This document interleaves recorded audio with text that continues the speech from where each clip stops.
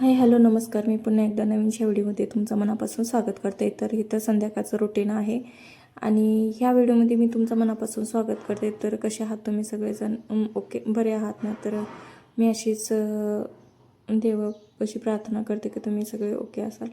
तर बघा, इथे मी संध्याकाळच्या जेवणामध्ये म्हणजे संध्याकाळसाठी मी चहा मांडलेला आहे, कारण चहा पिल्याशिवाय फ्रेश वाटत नाही. आणि एकीकडे तवा ठेवून मी लगेच चपात्या भाजायला घेणार आहे आणि तूप लावून चपात्या भाजणार आहे, कारण मुलांना चहाबरोबर तूप लावून चपात्या आवडतात. तर तुमच्या मुलांना चहाबरोबर तुम्ही नक्की काय देतं कमेंट करून सांगा.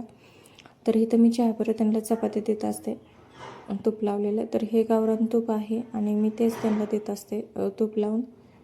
तर त्याच्यानंतर मी इथं चहा मांडलेला आहे. पाणी आणि साखर टाकून, साखर नव्हती टाकली, फक्त चहा पावडर टाकून मी उकळून घेतलेला आहे. आणि दूध माझ्याकडे थोडंच आहे, त्याच्यामुळे मी अगोदर तसं बनवलेलं आहे. आणि त्याच्यानंतर मी चहा पण असं छान मस्त उकळून घेणार आहे. तोपर्यंत चपात्या भाजतात म्हणलं.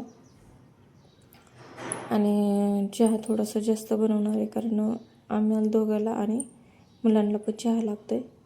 तर त्या हिशोबाने मी थोडंसं त्यात पाणी ओतलं. तर नंतर लगेच मला बिना साखरेचा चहा बनवत असते. तो मी सेपरेटला काढून ठेवलेला आहे आणि त्याच्यानंतर मी त्यात दुसरी साखर ओतणार आहे. तर इथं मी एक चपाती भाजून घेतली, त्याच्यानंतर आणखी एक पण तूप लावून भाजून घेणार आहे, कारण दोघांना 2 चपात्या होतील.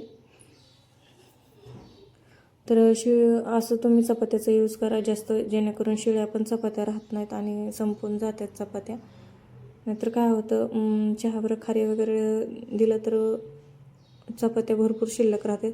तर इथे बघू शकता चहा किती छान उकळतो आहे आणि मस्त असं छान उकळलेला चहाच मला आवडतो. तर चहा ह्याच्यात मी साखर नाही टाकलेला, असा हा स्पेशल चहा आहे.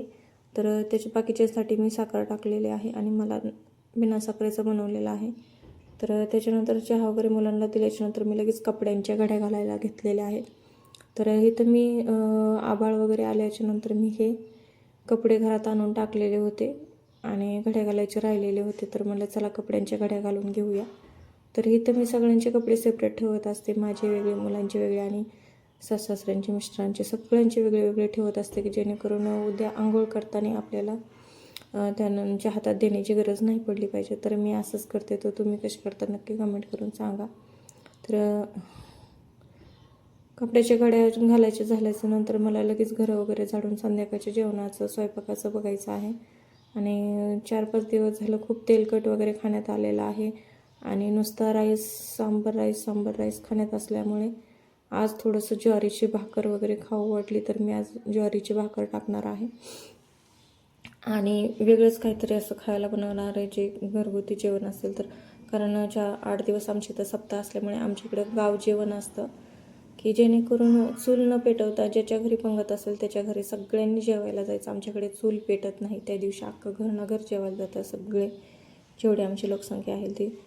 तर 4-5 दिवस झालं तेच खाण्यात आल्यामुळे ज्वारीची भाकर खाण्यातच नाही आली. तर मला खूप खाऊ वाटली आहे. तर मग म्हणलं पहिल्यांदा आपण भाकरच बनावत आणि छान असं काहीतरी भाजीला पण बनावं, जेणेकरून घरचं खाल्ल्यासारखं वाटेल.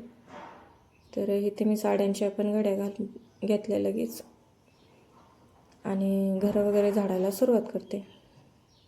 तर जे कोणी आपल्या चॅनलवर नवीन असेल तर प्लीज चॅनलला अगोदर सबस्क्राईब करत जावं. आवडल्यास लाईक, शेअर, कमेंट करायला अजिबात विसरू नका.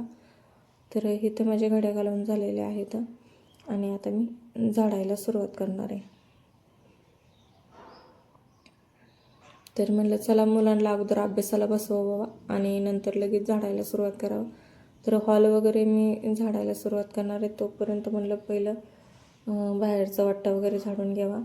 तर लगेच मी झाडायला सुरुवात करणार आहे. आणि इथं खेड्यांनी वारं जास्त सुटतं, त्याच्यामुळे मी झाडताना अगोदर दारं खिडक्या बंद करते, जेणेकरून काय होतं झाडायला लागले की केर सगळा महाकारी पळतो.